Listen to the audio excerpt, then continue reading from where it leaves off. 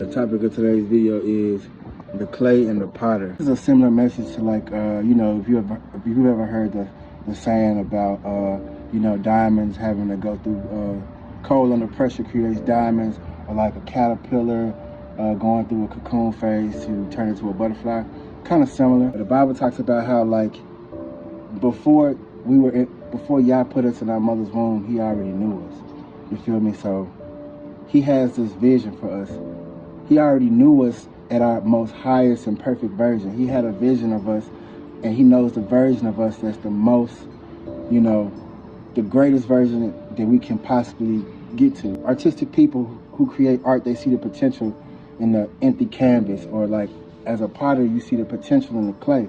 So Yah is the potter and we are the clay. So Yah has already seen the vision and the version of our best self. So with this clay, being us, He already has the vision for what the best version of us is. All that we have to do is we have to, as the clay, we have to allow the potter, which is Yah, to sculpt us into the best version of us, that we can be. We have so much potential as raw clay. Just like all of us, we all have potential inside of us to just be great.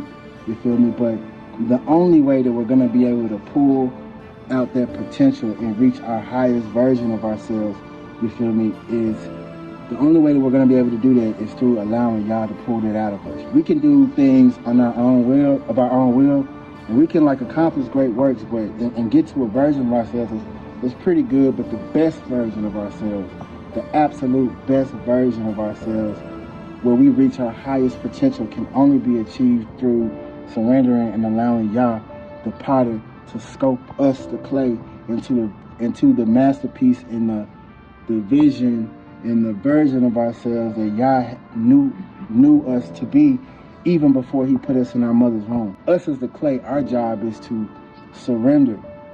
We have to surrender to Yah's will. We have to surrender to Yah, the potter, the artist's vision of us.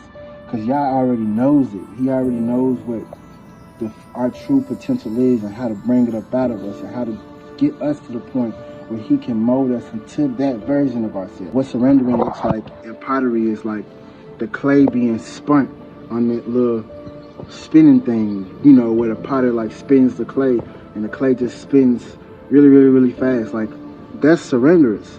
You know what I'm saying? The clay is surrendering to the potter's touch. In the process of us being spun around, which is going through our trials and our tribulations, we surrender to Yah, and we stop trying to take matters into our own hands and fix things ourselves and correct problems ourselves and do things of our own works in our own hands and our own will, and we surrender.